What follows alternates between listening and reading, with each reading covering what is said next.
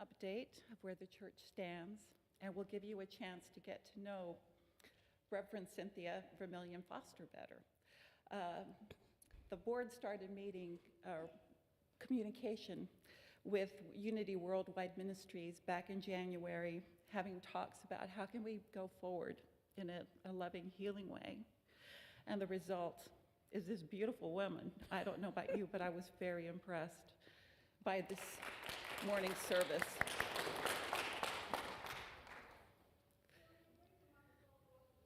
Okay. Better? All right. So we're going to be moving a little fast in this. We're going to start with a prayer, of course, but after that, we're going to do some reports, a financial report, and we want to hold questions until after Reverend Cynthia gets a chance to do to speak with you. And then we will get to a point where we open the floor to questions so that you know what to expect. But now let's start with a prayer. Start by taking that deep, centering breath that connects us to God, who is with us always. Yet our minds allow us to stray and become separated, yet we can always come back in this one simple way. Thank you, God, for this beautiful community that is Unity Church of the Hills. It has been a blessing to so many of us over so many years. And here we are amidst change, and we know you have already shown us that you will show us the way forward. You will guide us. You will provide what we need to continue the love that is this community. And if we so choose to expand it as well. I pray we all open our hearts to make room for more love. We open our minds to see new ideas, let new ideas come in. Because as Reverend Cynthia said in her presentation, we're going to need a bigger cup. Thank you, living, loving Spirit, alive in us always, every moment. Amen.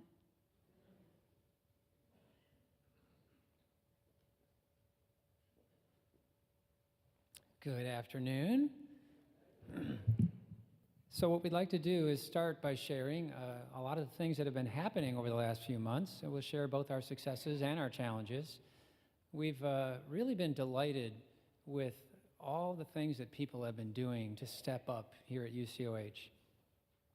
And my eyes are not good enough to see all the way back there on the screen, but we are really delighted to recognize and affirm the deep bench that we have here at Unity Church of the Hills. There are just so many people here that are so capable and are stepping up in different ways. So for 3-4 months now, we've had a guest speaker every single Sunday, I think every one of them homegrown here at UCOH. And so that's been delightful, but also people stepping up to give the offering prayers, the opening prayers and the meditations and other service elements and special services. We've also had a really great sense of participation. It's delightful to see people sort of rolling up their sleeves, stepping up, participating at a deeper level. You probably noticed that we've had this Voices of the Congregation, where we would introduce each week one of our study groups, or a men's group, or a women's group, or a class, or an activity, something that is led by our own members here that you can participate in. And we've seen a huge increase in participation. We've also been delighted to see people really stepping up and volunteering in different ways. So back in February, we had a meeting. We called that the Volunteer Empowerment Meeting.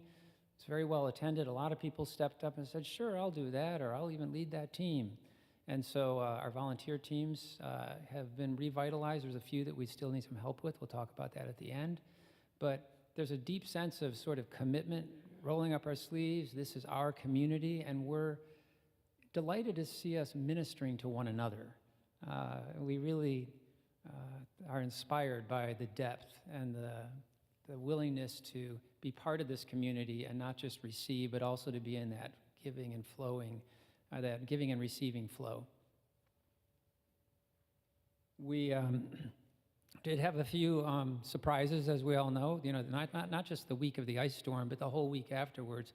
The power was constantly going off and on here at church. Fortunately, it stayed on for the 2 Sundays after that, but it was touch and go at some of those times. But it was also delightful to see everyone come out and help with that cleanup, and even a second round of cleanup after that. And then we've had beautiful events like the iftar dinner. Lots of nice connections were made there. That was very successful with our Turkish Muslim brothers and sisters. And then also the Paul Selig workshop. That went off really well. You know, there was a huge crowd here. It actually was profitable. That made good money for UCOH. And then finally the Easter services. You know, that was quite a weekend last week. And so we're really delighted with all that happened with that. So things are going very well. We feel like we're doing a lot of things right. And then we also have some challenges. The one thing that worries the board worries about this kind of stuff, but that concerns us the most is that the revenues have not yet caught up with this renewed sense of participation and volunteering and commitment. We also have an interesting dynamic where the Sunday service attendance is down a little bit, but the attendance and everything else is up. So people are participating in various classes and activities throughout the week, and it's about 10 to 20 people less on a Sunday morning. And one thing that also, the youth attendance has not recovered. Last year, it was declining all year long from the spring to the summer to the fall. And so we're still struggling, to be honest with that. We know and we believe in our hearts that a strong youth education program is really key to a healthy and vibrant and successful church. Trust me, that is an area that we want to and will be focusing on, but there are just a lot of things going on right now. And then one other thing is that we unfortunately lost our events and marketing manager. He had stopped looking for a job and was really excited to be part of the future of UCOH, and then an opportunity dropped in his lap that he couldn't resist. So we're in a bit of a bind. With an events manager and marketing, it's important to the organization, but we don't feel we have the money yet to replace that position. And so we are very grateful. The board asked Ellen Fannin, who previously served as the events manager, if she would just step in temporarily in a volunteer role, and we're grateful that she accepted. Thank you, Ellen.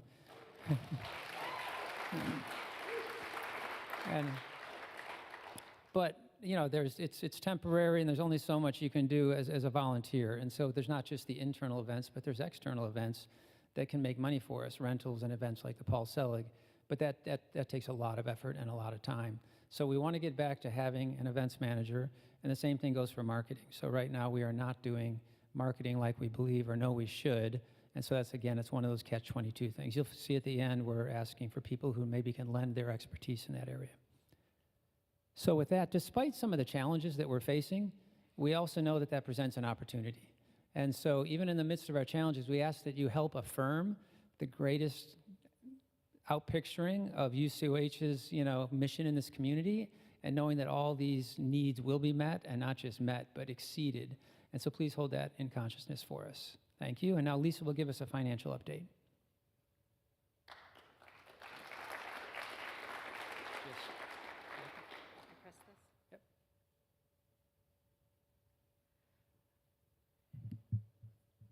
Okay, this is a chart of weekly revenues, and that's from all sources, showing that we are still running well below the cash neutral position on most weeks of $17,000 a week. And the position where we want to be is the $21,000 per week, where that means that we can invest in the aging infrastructure in our capital plant.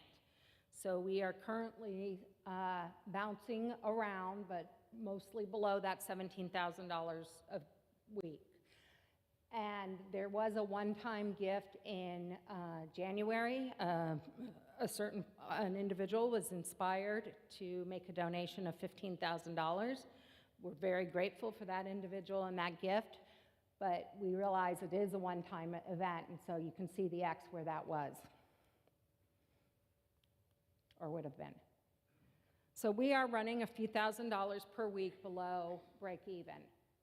November and December are typically months where we have year-end campaigns and a large boost of gift and tithes, and I can speak from being on the budget and finance team for many, many years, that November and December typically have a surplus which carries us through the summer, and so that we break even or come in just about right for the year. We did not have this year. There was a lot of activity going on in the church in November and December, and people just felt that the uncertainty was such that they weren't able to make those gifts. The ice storm cost us at least $17,000. We had roofers here, in addition to the $5,000 for the fire panel and the $12,000, which is an incredible price, for the trees. We had roofers here this week. There could be some roof issues up in the cupola, and that will likely impact us. Staff, We Wisdom, and the congregation are keeping expenses very low, and I think we should give Des a round of applause right now.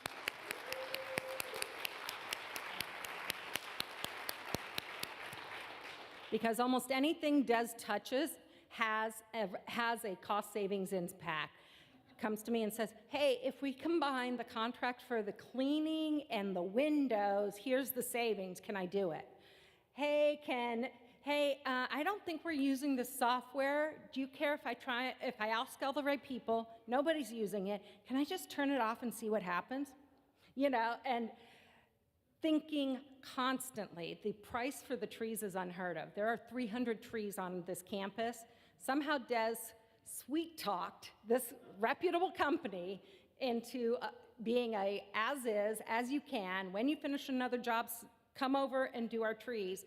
For $12,000 for 300 trees? That is unheard of.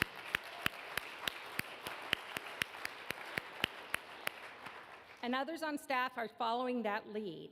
So Catherine, for Youth and Family, wanted to really focus on nonviolent communication, went and looked in our lending library, which is wonderful, and I know there are people here who keep that up, to find the materials. Our lending library versus going out and paying for that. So again, across the staff, there's creativity and energy.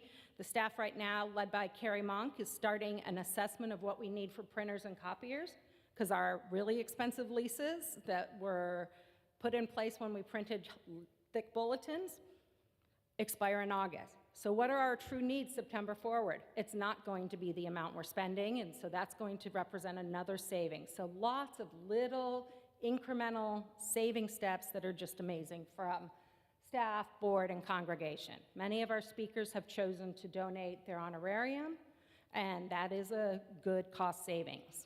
In fact, we even had one speaker who donated the honorarium and then turned around and donated on top of that, and we were like, yes.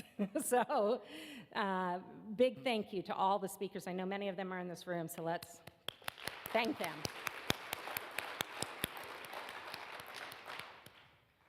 Our We Wisdom line of business, if you will, is growing strong. Carrie Monk has raised tuition, built an aftercare program that also has utilized staff a little bit more and brought in additional revenue, and is looking very positive, has many, many registrations for the fall. So We Wisdom is on a great path while still sticking to our mission and our values and the teachers and the care that we want to provide as part of our spiritual community. The Paul Selig event brought in $9,500 in profit. Straight to the bottom line, guys. That's after paying the tech team and after this and that, to the bottom line. And a piece of news that lets me sleep at night is that the mortgage is fixed for five more years. So in this period of, and that's Jean Lean who did that. So in this period of uncertainty, it is nice that we are not uncertain. And now I'll hand it over to Reverend Tim to talk about transitional ministry. Yeah, so Tim's just going to give us an idea of, why transitional ministry? Why is Unity Church of the Hills? Why do we want to go through this process? Neil's going to tell you what I'm going to tell you. That's why we work together so well. It also keeps me from saying too much. When your board came into office, I guess, if you will. Our commitment was to learn from the past and to look to the wonderful resource that Unity Worldwide Ministries offers us, which is a thorough process to look at transition and how that transition can be to the benefit of the organization, of the church, the ministry. And our commitment was to do that. And so for the many, many, many people who have said, when are we going to get a minister? When are we going to get a minister? And that was not just one person saying it over and over. It was a bunch of people asking over and over and over. And if it seemed like and I was the one who most often said, we will, we will, we will, we were dragging our foot, or I was dragging mine, it was because we wanted to make sure that when we make that move, and we have now begun that move, as we make that move, we are doing it in a way that is good for our community, for our ministry, will allow us to know ourselves, who we are, what we want, what we do, what we have, and allow us to communicate that to candidates for the organization, allow us to decide what type of minister we want to fit the culture, the identity that we will develop under Reverend Cynthia's guidance. So that's where we went to Unity Worldwide Ministries, and she is their nomination, along with some support from Reverend Doug Doerr, whom you may know from past. But primarily, it is Reverend Cynthia's show with us in support roles, I assure you. She's used two words repeatedly that I love, connection and communication, and I suspect that's what she'll talk to us about. Are you ready?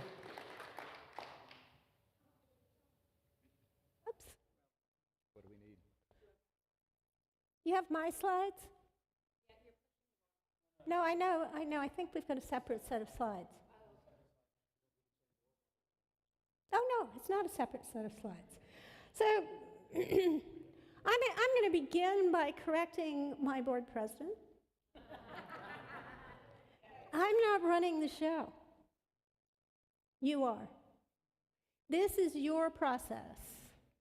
And I'll dig into that a little bit more, but to give you a sense of why transitional ministry, because I know some people say, well, can't we just get on with it and hire a real minister? And you know, I kind of am a real minister. I do a very selective type of ministry, but the thing about doing transitional work is it allows you to come together as a community and look at your rich history as well as the stuff that didn't go so well, and to build a solid foundation for the future, letting go of what needs to be let go of and creating what needs to come forward, what Spirit wants to birth in this nest. And so I want to let you know that the way I work is by creating a container for discovery, for discernment.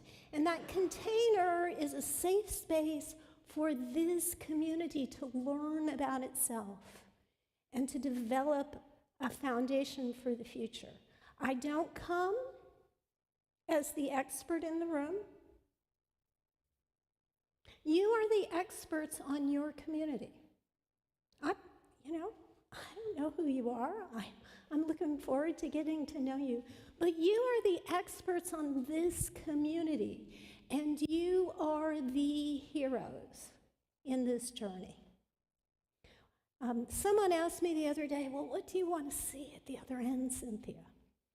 And my answer was this. I hope that I'm helpful. I hope that we like one another. But what I really want to see at the other end of this journey is you celebrating the work that you have done.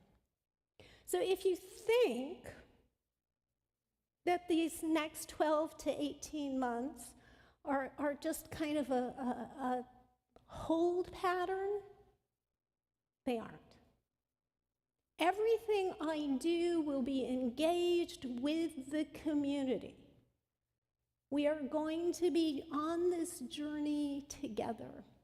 And I have training through the Interim Ministry Network. I have training through the Lombard Mennonite Peace Center.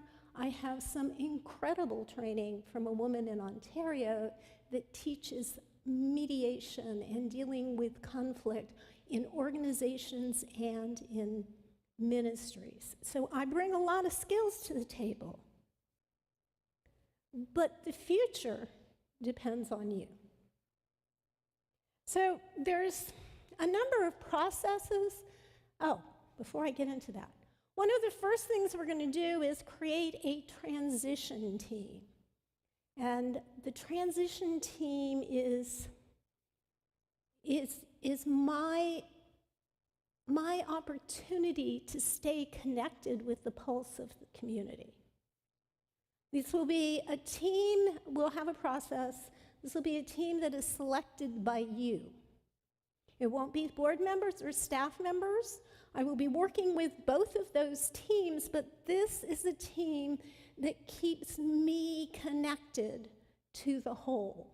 And we will be planning processes together. We will be implementing I'll do most of the implementation, but I will be working closely with this group throughout the process. We will be meeting every week.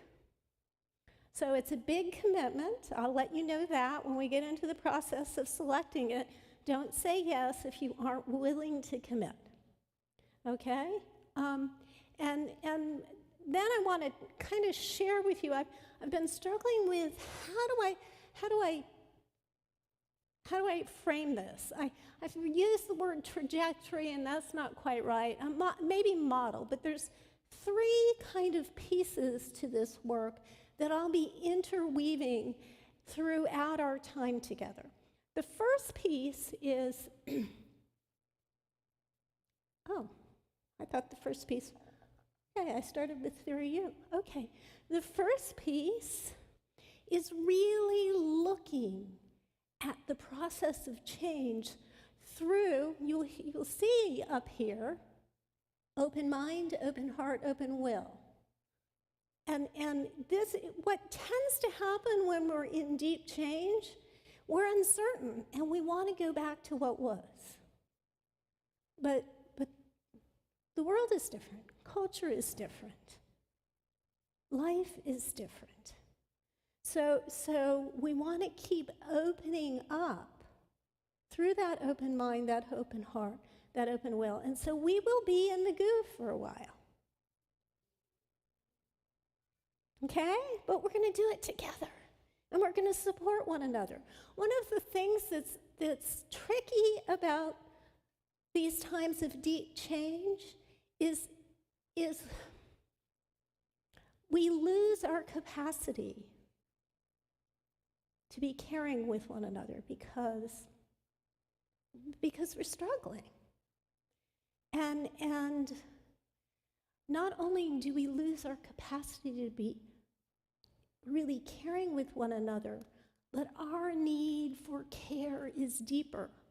So we want to build the capacity to work through this process together. And so as we move up the second side of the U-curve, the right-hand side, things will begin to coalesce because we've done so much work together. And there's an energy that starts to vibrate in the community. And we begin to really discern, what does the future look like for this ministry? And I want to be really clear that it's important as we move up the curve to stay with open mind, open heart, open will. Because we are ordained by Spirit to serve the world. And so we want to keep listening in that way. The next focal point comes from the Inter-Ministry Network. And they have 5 focal points that they look at in the process of transition. And we will be going through these more or less in this order. We will start with connections. I'm going to spend a great deal of time in the next few months really getting to know you. We'll be doing lots of individual meetings and some group meetings, and we're really going to, I'm doing lots of deep listening to what's alive for you. Connections can also look at external connections. What are the organizations externally that you are connected with, and how can we build on that? The next focal point that we'll sort of be focusing on is leadership. And all of these run together, so don't think of it in too linear a fashion. The board already knows I'm not the most linear person in the world.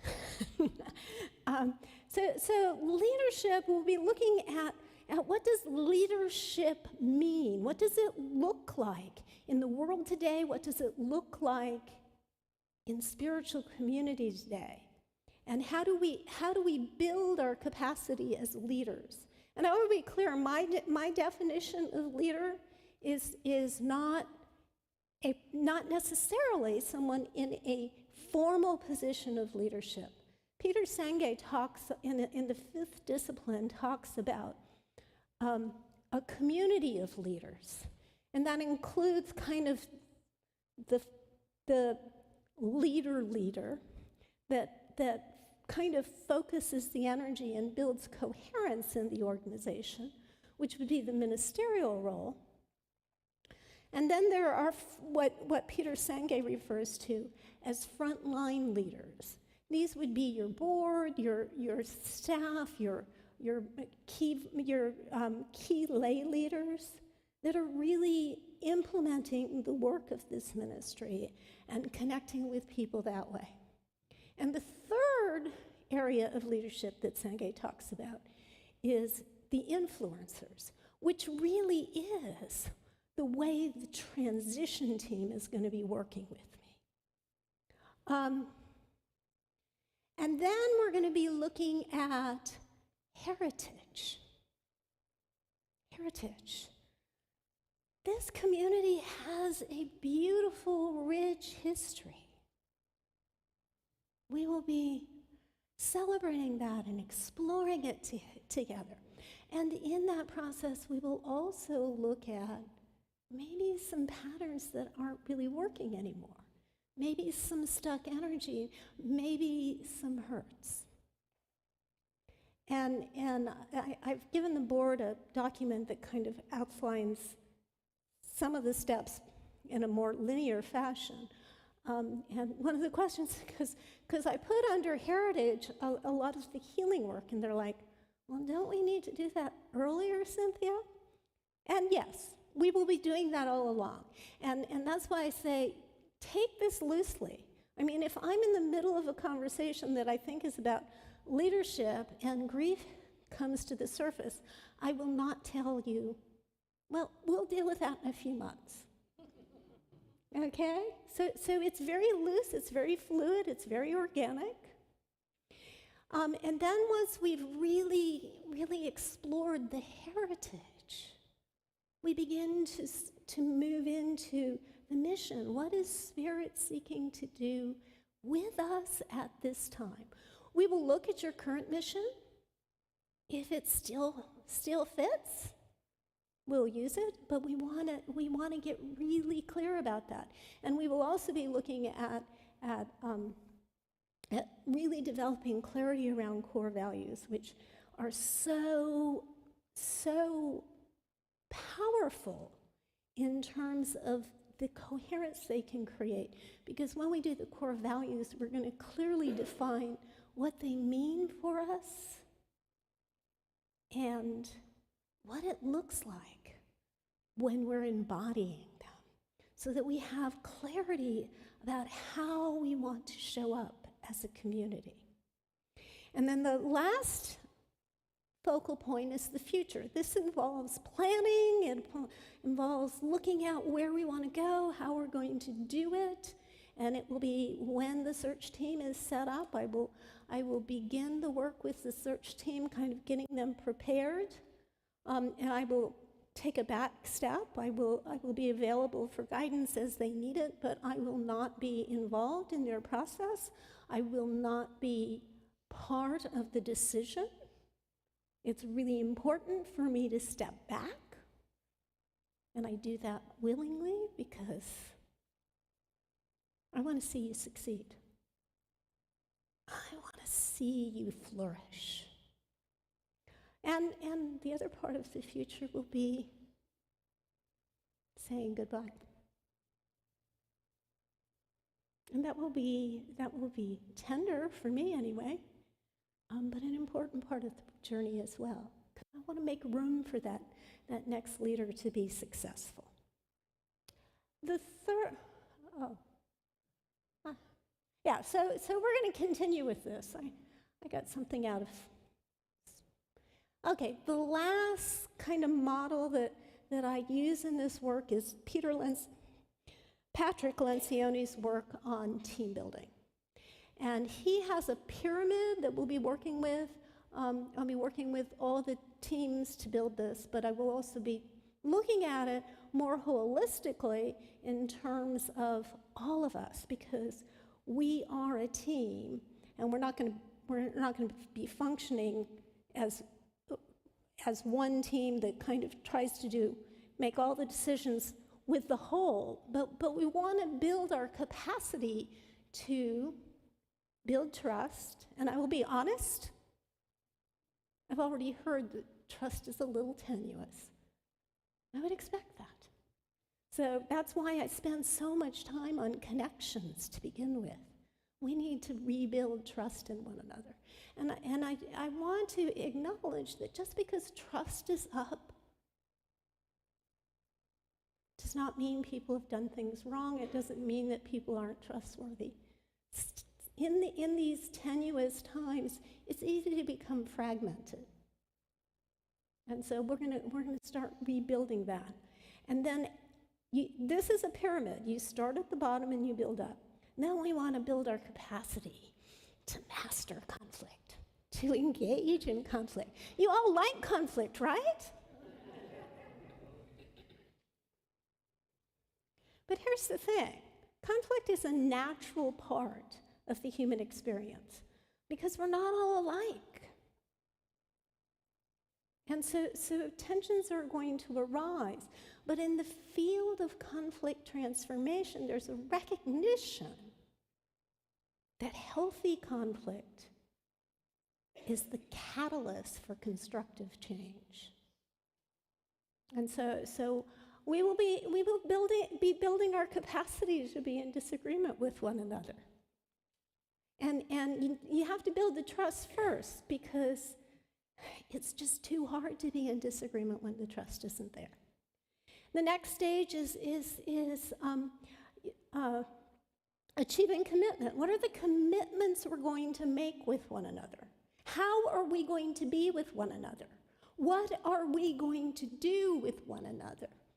And the next stage, embracing accountability, Patrick Lencioni says most organizations have the most trouble here.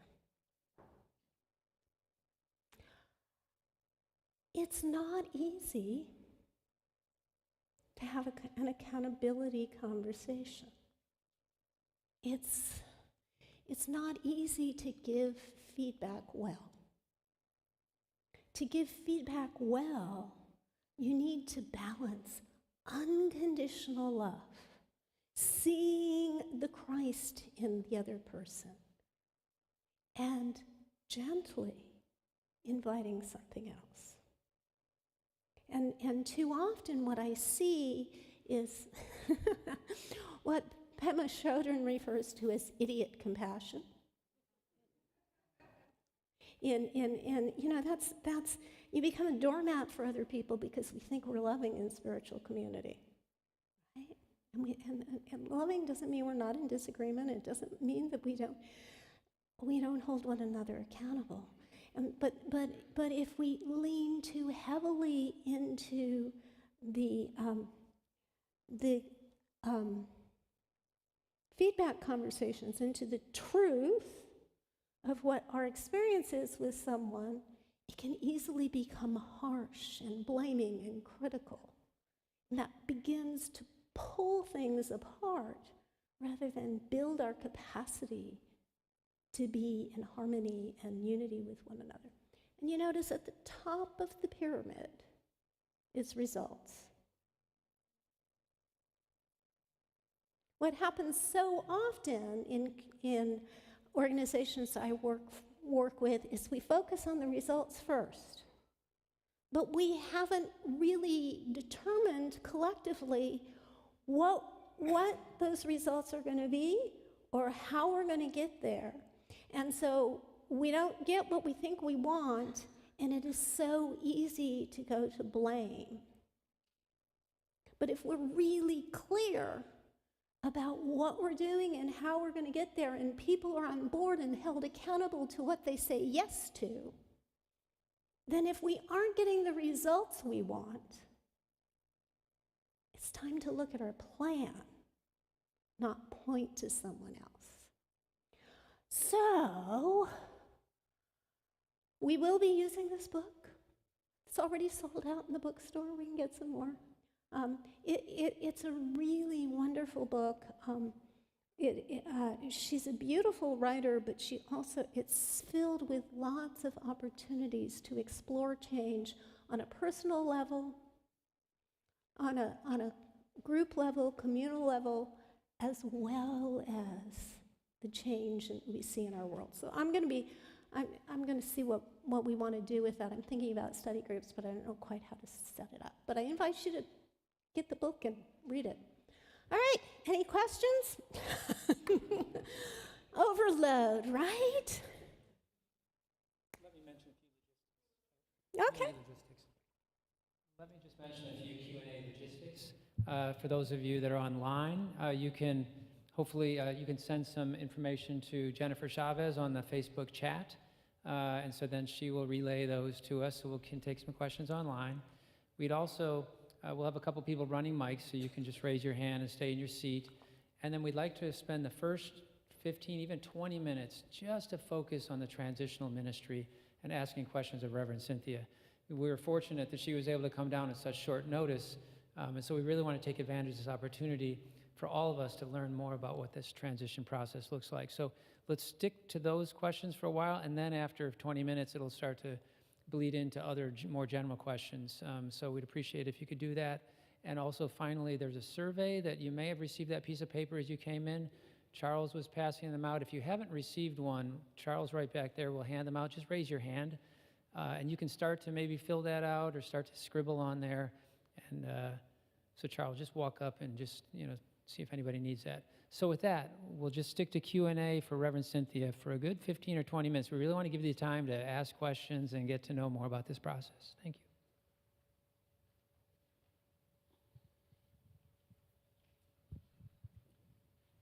For the transition team, how much time should be planned for? An hour and a half a week for 12 months.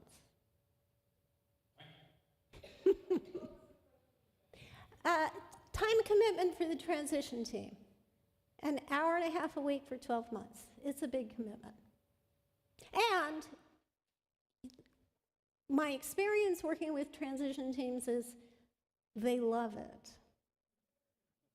I did some work with one ministry that we completed 8 months ago. The team is still meeting. They're still meeting with me twice a month.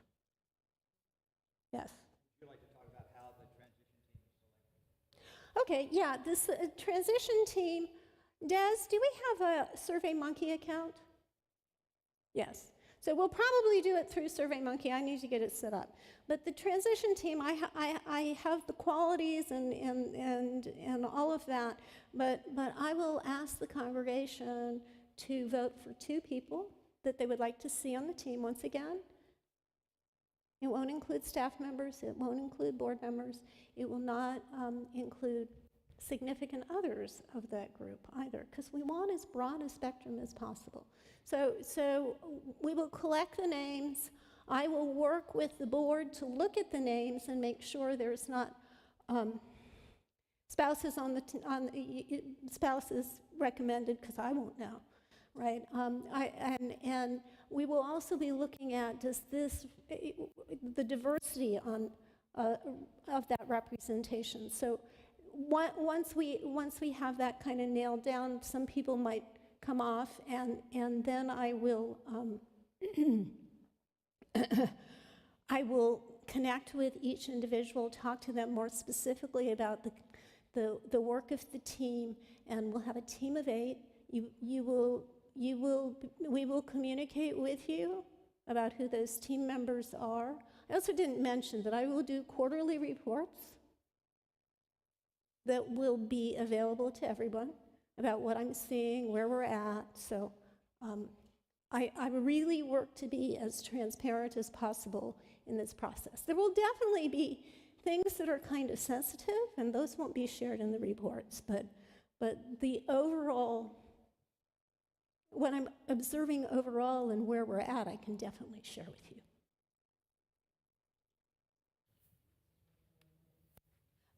I have a question over here. A number of us have lost a lot of friends who used to go here. What are your recommendations for approaching them and telling them about you and how we're rebuilding, and assuming they left because they assumed something that wasn't, totally correct? Just what are your thoughts around that? If you want to reach out to some people, I encourage you to do that. And I encourage you to hold it lightly. People will choose to say yes or no. If they come and they engage the process, it may work for them, or it may not. But yeah, if you want to invite people to the processes once we get them going, feel free to do that. And I'm willing to talk. I'm willing to talk with anybody. I'm going to be pretty busy for a while, so if I get too inundated, but I will meet with anybody individually that wants to. I'm going to start with the board and the staff and the key leaders, because I really need to hear from the people that have been holding things together, what their experience is. I do have an email, which is rev.cynthia@unityhills.org, and I'm on the system. So I will respond to emails, and as quickly as I can. I don't officially start till May 1st, so I need to go back home in the next couple of weeks and tie up some loose ends and kind of figure out which end is up for me. But as of May 1, I am your full-time transitional minister. I will be here about 2 weeks a month, is what we're thinking, and working remotely the rest of the time. But I will be available. I will do Zoom calls. I will be working on your behalf. I have told the board I'm not accepting under other contracts. I am devoted to you. I have 2 very small contracts that I'll keep up, but other than that, I am yours. Okay? Yes. Hi. My question was around, can you explain just exactly what your operation space is going to look around, actual operation of the church, and what your role will be within that? Oh, that's a really good question. I should have answered that. The transitional minister takes the lead minister position with a focus on the transition. So I will be head of staff. I will be on the board. I will be working with multiple teams. When I'm not in town, I'm going to be joining those meetings remotely. So we'll look and see what all that looks like. Hello. Over here. Yoo-hoo. My question is, first of all, where'd you get that fabulous shawl? No. My question is, what role will the YFM ministry play in this transition period, and those who volunteer for that can find ourselves in? Thanks.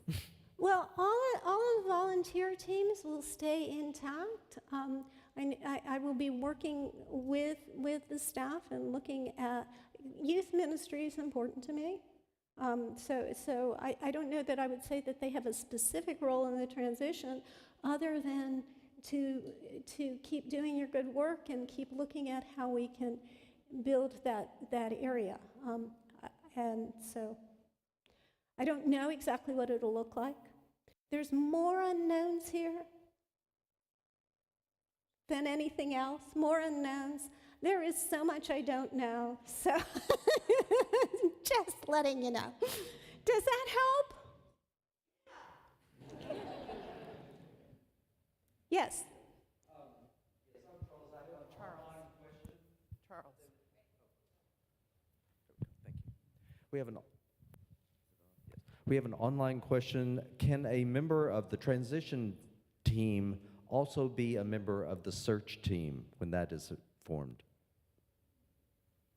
It is best that they aren't. The transition team is likely to be kind of have a particular perspective, and they're also likely to be kind of close to me. I think you want a search team that is a little more open. So it's not recommended. I have seen that happen from time to time, but it's not recommended. I'll also add on to that. Is the search team likely to, is the transition team likely to, thank you. Is the transition team likely to come into existence long before we start a search team? The transition team will come together hopefully next month.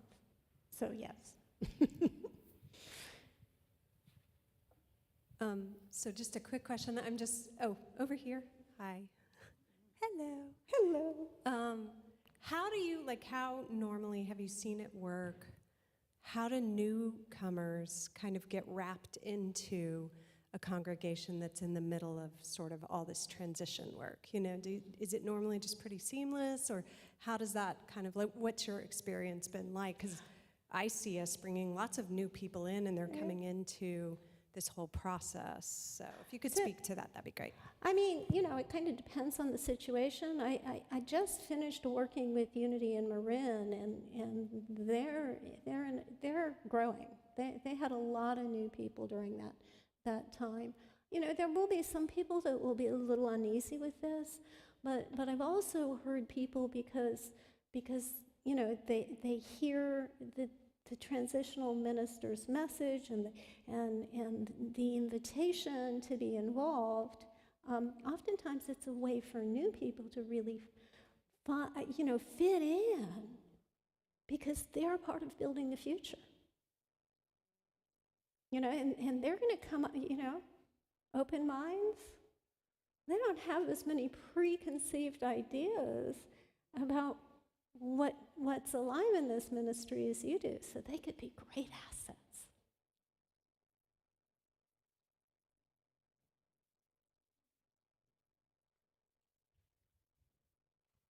I have a question. I'm right here. In the back. To your right. Oh. I can't see anyone. I know, it's really bright up there. It's like I'm a ballet dancer again. Go ahead. So what is your plan as a transitional minister to bring in pastoral care? We haven't had that for quite some time, and I think it's something that's really missing in this congregation. That's a real good question. I have already identified that there's a lot of need for that. I will be doing that work. Initially, I will be looking at ways that I can build capacity to do that among, like, the prayer chaplains and others.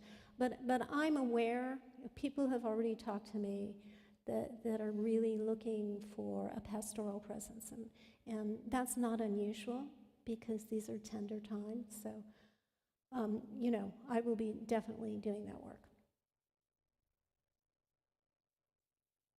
Hello. Hello. Thank you for that wonderful service this morning. That I needed that today. When will the congregants and how will the congregants be given a chance to say the kind of services we would like to have and the kind of person we would like to come as the minister? So I told you I'm going to ask you to sit in the goo for a while. Because what happens is there's a strong tendency in us as individuals as well as in communities to try and recreate the past, to go back to what was. And so I'm going to ask you to hold off on some of the jumping in and figuring out what the next step is as we get up the right-hand side of the U curve. You will be involved in that. And in terms of the ministerial search and the kind of minister you want, it's really important to do all this previous work, because when we get to the mission and really getting clear on your spiritual identity and who you are as a community, that becomes the foundation for the search process.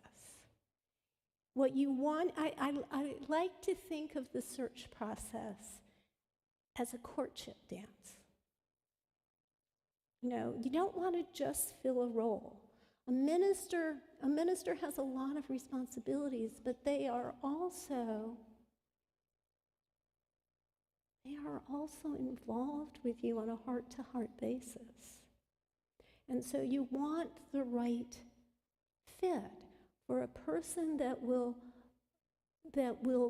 partner with you into the future. And so we want to get clear on that before we start the search process.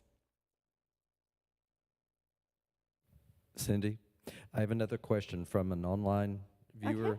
Okay. How does an interested person apply for being part of the transition team?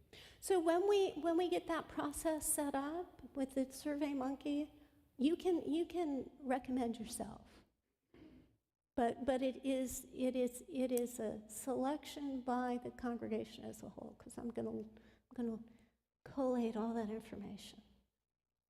These are your representatives, and you know what? Some of the qualities that I'm going to be looking for. See if I can pull them out of my hat today. They need to have some awareness of the community, be respected in the community, have good listening skills, have an ability to let go, rather than attach to their preferences. You want people that are humble, people that don't have agendas, people that can really help connect the community as a whole. That's some of the qualities. But I have all that on a doc that's going to be available to everyone. So, yes. I'd just like to first say thank you, Reverend Cynthia, You're for welcome. saying yes. Thank you. Thank you for inviting me. I'm looking forward to it. Well, we're looking forward to meeting you on that field. I'd also just like to acknowledge the board in that there's a lot of work that goes into just having you standing up there on the stage today. So thank you for your dedicated work to the community. They have done a wonderful job taking care of me, I will say, Great. as have the staff. The question I have is that even amongst the folks in this room, there may be questions as to the necessity of transitional ministry work, and there are those that aren't here today. This community had attempted to do transitional ministry work a number of years ago in 2018, 2019, and we've been now through 6 interim ministers over the past few years. Quite a bit of change. And my question is what do we communicate in a loving way, sort of the elevator pitch about what transitional ministry is and why it's necessary for us? So first of all, I want to say that oftentimes there's a confusion about what interim ministry is, and we tend to think that it's a placeholder until you get the real minister. This is very intentional work with a lot of training, and a lot of times what happens in communities is they think it's an interim assignment, but it's really just someone kind of keeping things going in the absence of a minister. You will be deeply engaged in this process, at least if you choose to be, and I hope you will. But you know, this is not just showing up on Sunday morning and keeping things going. This is intentionally looking at who you are and building a new future. And I think transitional work is more important in today's world than it has ever been, because we're all in transition. Hi, I'm over here. Hi. I'm I wish I could see faces. Anyway. I think I'm the youngest person in here right now, but I'm part of our youth program. I'm part of our YU. I was wondering how you as a transition minister are going to support the youth, or how you plan to, if you do plan to. Sorry. I don't know if that was the right answer. The only thing that's planned at this point, and it's practically the only thing that's planned anywhere, is where Mother's Day I'm going to do a children's lesson. Catherine and I have had some conversations. I want to support the youth, but at this point I don't even know what that looks like. The older youth, if they want to be involved in any of these processes, are absolutely, totally welcome.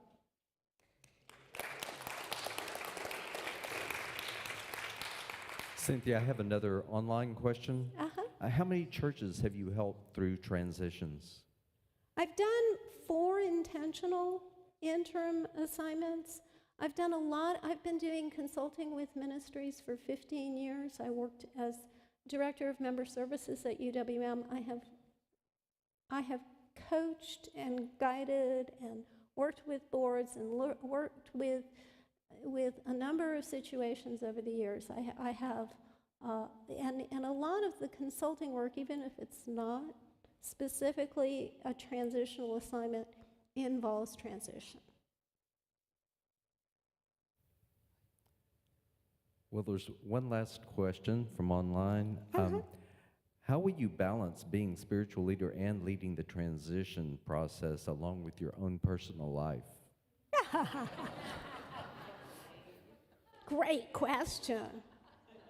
Great question. I have I'll start with the last part.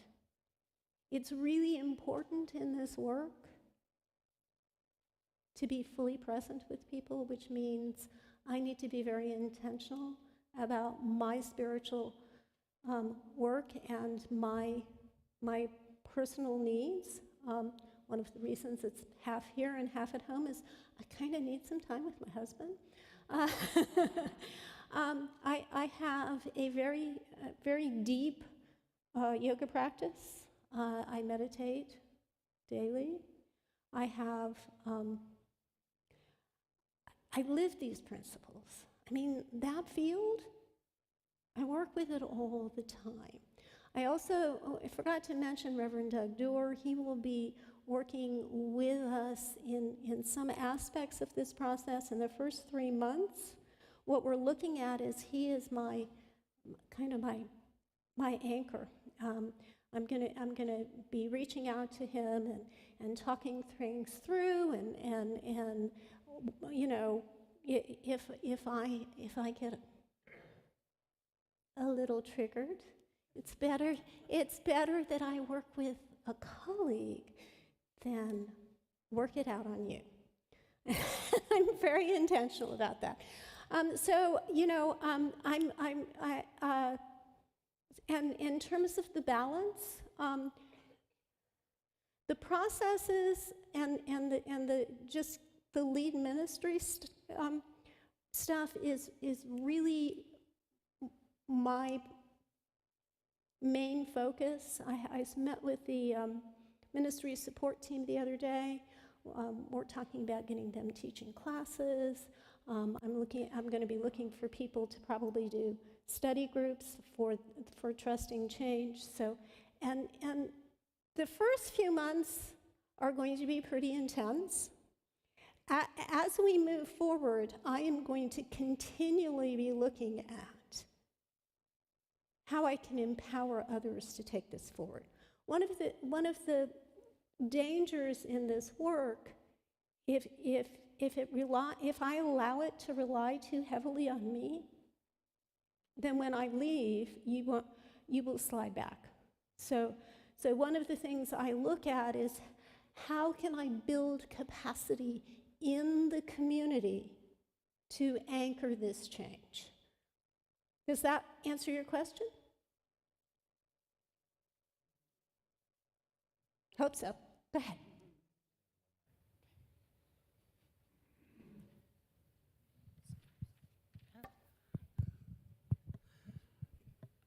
I agree with what you've said about moving forward with the church and not being so concerned with what we did in the past that was successful, because it's a new time, it's a new culture and whatnot like that. But as we do go forward, how wide of a net do we cast as far as soliciting ideas or the survey monkey that's going to be sent out? Is it just to the people that are here now? And how do we reach out to these people that are online? How do we know who they are? How do we reach out to people who have left the church due to previous conflicts or due to the pandemic and have just stopped coming to church? Yeah. How big of a net do we use this? Do we do this with? In terms of any of the processes that I do, everybody is welcome. Everybody is welcome. If you invite people, we will be definitely communicating it through all of our normal channels of communication. I may, at some point, reach out to people and connect with them. I won't be able to do that for the first few months. I just don't have the capacity. The other thing I would say is, we tend to think of ourselves mostly in terms of where we've been in our past, but I would say individually and as a community, we are our past and we are also our future.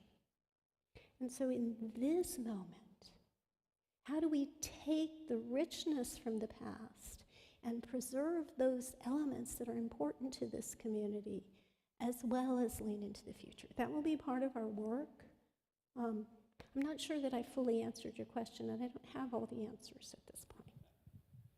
Quick question, I don't Reverend have Cynthia. all the answers anytime, but anyway. Could you please just give everyone your background on your previous ministerial experience and work with UWM and what you've done, just so people have an idea of your experience? I was born in... I've been ordained for 26 years. I served 2 ministries as co-minister with my husband. One was in Chantilly, Virginia, and one was in Hamilton, Ontario. While we were in Canada, I served as the regional rep, regional consultant. So I was working with ministries throughout Canada, something I could do because someone could stay home and keep the church running, which was wonderful. I got to really see Canada. I've served on the standards team for many years. I served on the ethics review team for many years. I was chair for 2. I serve on the credentialing team. I was hired by UWM as the director of member services. At that time, well, member service, they've made some shifts, so member services as it was doesn't exist. But in that role, my area covered all aspects of service to ministries. That included employment, that included consulting, that included ethics, that included youth and family, that included worldwide and credentialing. So he gave me a really broad perspective on ministry. In the past couple of years, some of the most transformative work I've done has been with a woman named Betty Priest, who you will hear about, I'm sure. She's been a mediator for 30 years.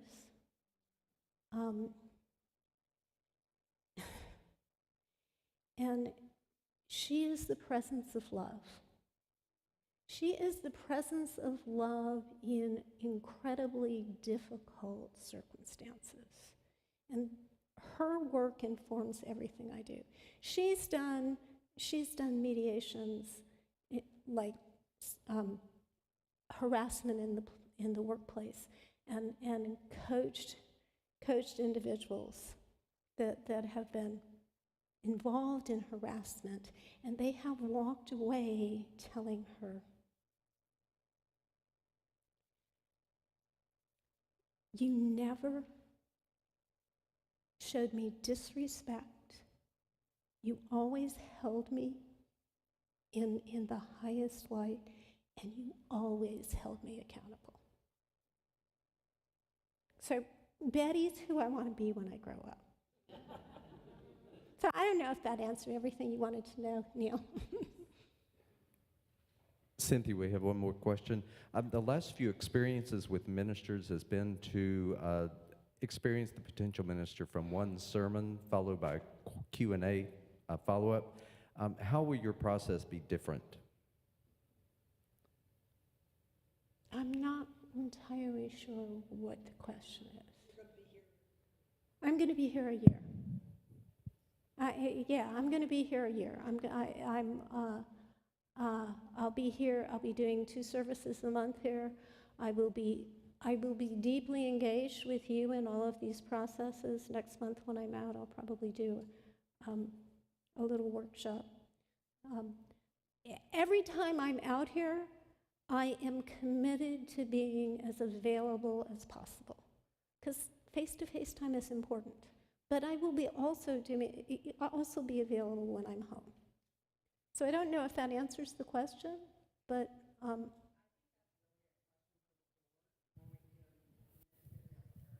oh, the search process. Yeah, we'll look at that down the road and figure out how to navigate that.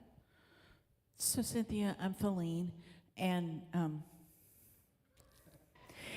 I'm kind of, my question goes to that, and I wasn't really going to ask it today because it sort of was similar to that, but I think my question will clarify that one. In the ministerial search committee process of the past, they went out and found the best candidate, presented them to the community. We got to ask a few questions, and then they were hired. And the community didn't really feel like that we got an opportunity for choice, if that makes sense. It was like they were presented, this was the only choice. If you like them, great. If you don't like them, okay, we'll keep looking. And so that's kind of the concern about the search process that we really would prefer not to have happen again in the future. We'd like to have choices. So how's that? You probably won't like this answer. It won't be the first time.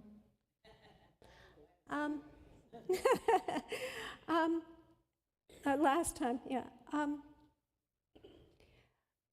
We will engage the search process. My hope is that there will be a couple of candidates that will come out and do a Sunday service and do some work with the congregation. And you will be invited to, this is UWM's process too, by the way. You will definitely be invited to give feedback. The final decision is the board's. And this is why. The minister is the employee of the board. And the board has responsibility for determining goals and strategies with the minister. They evaluate and can terminate the minister. And I know that that's happened, and it's been upsetting. And yeah, I'm not going to get into all of that, but I have dealt with situations where there have been some real ethical concerns on the part of the minister, and coached boards through that process. They can't reveal the behind-the-scenes stuff. And so one of the things I've already said to the board is we need to up-level communication and trust, because I want you guys to feel confident about your board, so if there's a tender decision that needs to be made that they can't communicate to you, you can trust that they're making their decisions in what they see as the best interest of the ministry. Does that help? Yeah. You're welcome. Cynthia, one more from online. Asks, will those of us who participate online for various reasons be able to participate in a meaningful way in the transition? Yes. I haven't worked out the logistics. I need to work with Des and on that. But the work I did in Marin, all the processes I did were hybrid, which is complicated. Keeping track of the people in the room and in an online presence is tricky, which one of the reasons I'm going to be working with Reverend Doug. What I did in Marin, he wasn't available at the time, but I brought in another consultant to be in the Zoom room with people, and he and I communicated back and forth. Because I don't want tender stuff to come up and people to not have that ministerial presence. Hello. Hello. I have a question. Hi, everybody online. This will be the last question. No, I'm kidding. No, trying to cut it off.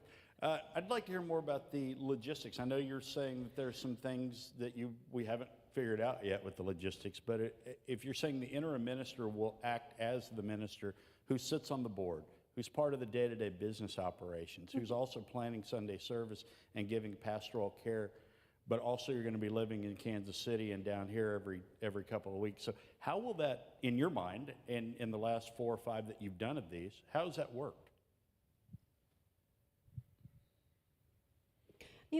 Each ministry is different. And one of the things that we're going to be looking at is what's the staff role? What's the board's role? What's the minister's role? What's the membership role? And so getting clarity on that helps provide a stronger foundation. Right now, all of that, I've already noticed, all of that's kind of muddy. We'll work through that. All of the stuff I'm doing except the transitional work is what a lead minister would be doing. And I'm not taking on certain things. I'm going to give that to other people so that I have the freedom to do that. I have worked remotely. When I was hired by UWM, my son was finishing high school. So I created the team from Canada. And we had a very cohesive team. We worked really well together. So I've done that work. I've done a lot of work with ministries. I've even done mediations online, not my preference. But there are ways to build connection online. And I will work really hard at that. For instance, our virtual attendees, when I'm in Kansas City, it's a wonderful opportunity for us to set up Zoom conversations with them. Because when I'm here, I want to be as face-to-face as I can. So we'll work it out. And that was the last question, right? Well, let's also just open it up. If people had some other questions that were more general, one of the board members may answer, or Reverend Cynthia may answer. So if you have any other questions, and we got about 10 more minutes, and we'll just have a few closing comments at the end. So we still want to give you a chance for any other questions that might be coming up.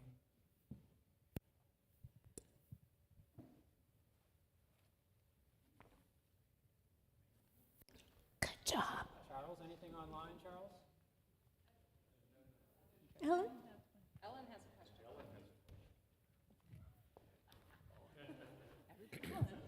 And this is probably to the board and not necessarily to Reverend okay. Cynthia. When are the kids going to start coming back in?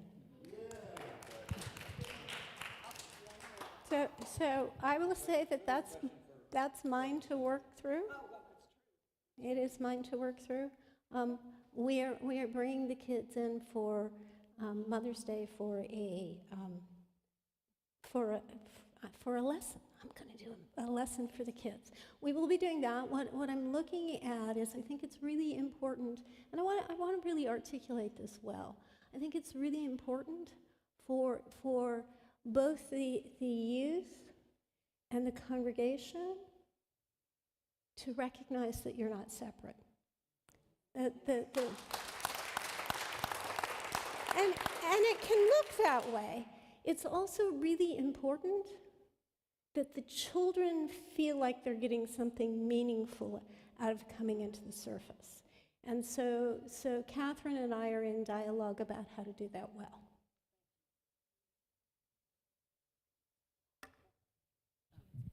Okay. And it may not be every week. I'm glad you're here. Thank you for being here. Thank you. We've had in the past many, many LUTs in our church. Probably the most people that we've had I'm in aware. the other Unity Church. And that's pretty much gone. So do you have, I mean, they've disappeared one way or another for whatever reason. I don't know all the reasons. I know we have a couple of 3 left still. But where you really get your spiritual messages through the lessons in the classes that the LUTs teach, will you have a plan to try to get that program back functioning as it should? I had a conversation Friday with the ministry support team, which is the LUTs and the ministers that are involved. So we're talking about teaching more classes. I know that that's something that people are wanting. I don't know what that will look like going forward. I just don't have enough bandwidth to really think into it at this point. And I want to do it collaboratively with the people that are here. I think they're an integral part of our church. I agree. In my opinion. I would agree.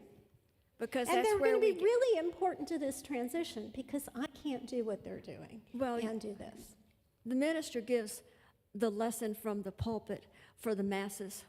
But if you really want to go deeper, you can't depend on the minister to do that for you. You have to join the classes. Yeah, I understand. I agree.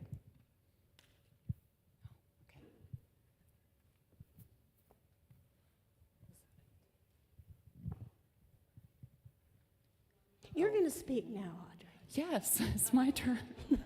Yeah. Hold on.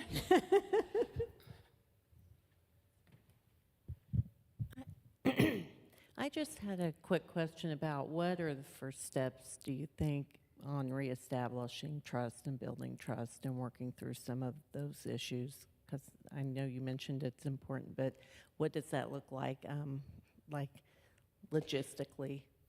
It looks like lots of conversation, lots of deep listening. I expect that I will have one-on-one conversations with 25, 50 people. I will also create group gatherings to listen. 3 months in, I will put together a report based on what I hear, and I want to be really clear on this. Those conversations, those one-on-one conversations, are confidential. I take lots of notes, so I won't be reporting out on individual specifics. I will be reporting out on patterns and you know, what seems to be in the air. I do a really good job with this, I will say.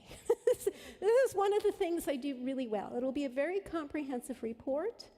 I will look at that with the board and the transition team and the staff, and we'll develop planning from there.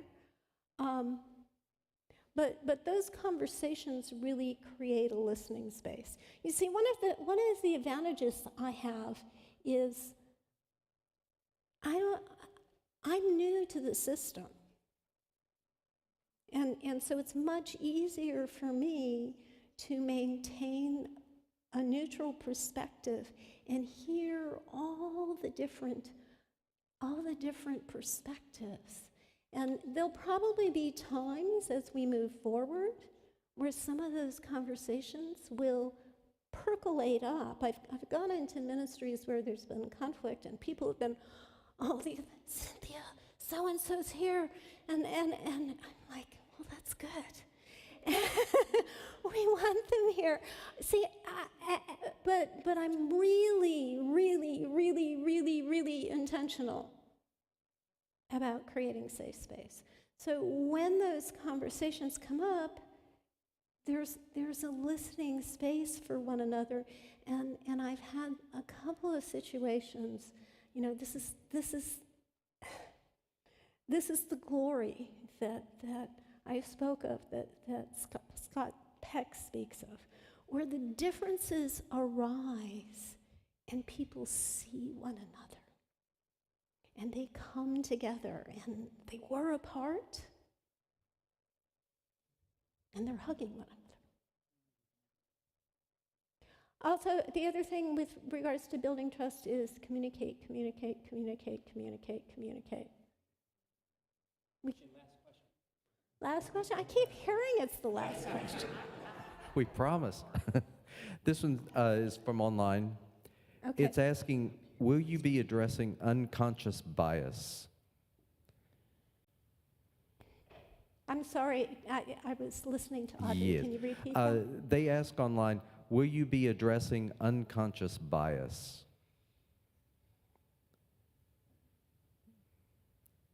Yes. Not right away. That's a tender conversation in every community I speak with. We have a desire to be inclusive, and it's up in our world, and we don't know quite how to do that yet.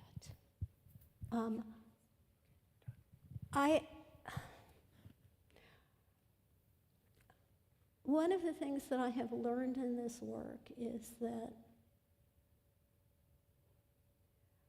I used to kind of coach people when that stuff came up, but I kind of sent them to leadership to then unload it, and I realized that wasn't fair. I've switched that, and I'm much more intentional in my coaching to invite a different perspective and a deeper meaning. I also, Betty Priest, I know, this is my guru. She does an incredible incredible training with a colleague of hers on transforming power, privilege, and prejudice. I just set it up for Unity Canada, and I've attended it before, but they blew me out of the park once again. And one of the things that they were really, and so I'm really looking at a possibility of bringing them online to do something with you guys. But they have this way of, you know, this work is so tender, and it hits all of us at such a deep level, and it is painful. And there's a tendency sometimes for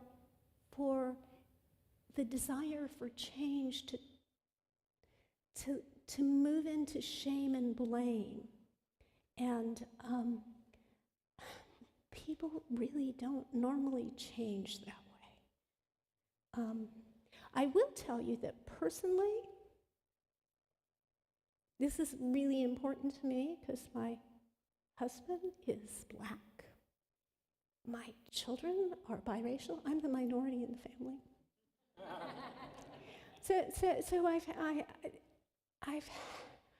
I can't walk in their shoes, but I know how this issue has impacted them. And I know that they, particularly my husband, they have healing to do based on the trauma of racism, based on the color of your skin and how it impacts your experience in this world.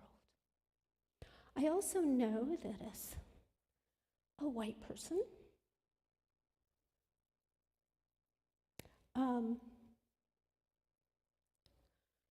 it can be hard to look at the reality that there are systems that have given us advantages that aren't available to people of color or people of LGBT community or whatever other it is. It can be hard to look at that.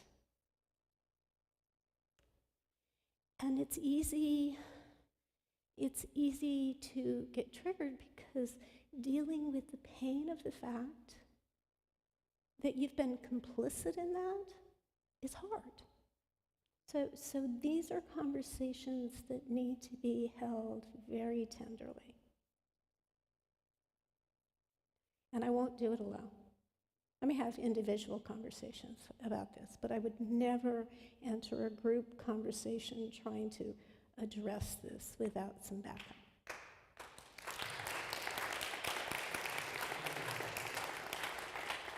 Am I done? Finish up at this point. So Lisa and I just have a few closing remarks. You can see why we're so excited that we've been speaking with Reverend Cynthia over the last month, and things just came together very quickly, and we said, hey, can you come in 2 weeks? So, we're still working out all the details and finalizing things, but we wanted you to get a chance to meet Reverend Cynthia, and we're looking forward to this journey together. And so we have a few final comments on where's the clicker? Do you have the clicker, Reverend Cynthia? Thank you. And thank you for your patience and sticking with us. That we want to ask or give you the chance to ask the question, how can I help? How can I be part of this process? And there are some very practical ways that this can be done. One way is that because Reverend Cynthia will be coming down roughly every month for roughly 2 weeks, she's still looking at her schedule, like trying to juggle things and figure that out. It'll be a little bit fungible, but if you happen to have a private room, or even you're going to be out of the country for 4 months, or, you've got an extra condo, or, if there's any way that you can help with housing or lend Reverend Cynthia your car. She's got our car right now. For those couple weeks, roughly, that schedule will fall into place. Or if you've got extra airline points, that for flying back and forth to Kansas City, that could really save us a lot of money. Also, there are some one-time expenses that have been very difficult for us as a community. Just the $12,000 for the trees was like, oh no, and the $5,000 for the fire alarm control board. Well, we've got a soundboard that is literally hanging on by a thread. I talked to Brian about this yesterday, and he explained, yeah, it reboots on us or it hangs, and I'm going to reboot it right after the service so it'll make it through the meeting. Audrey just came up to me and said, it's hung again. So she said, whatever mics are live, they'll stay live, but we can't turn on another mic. We can't change anything. We can't do anything. The system is hung again. And so this soundboard it's 20 years old.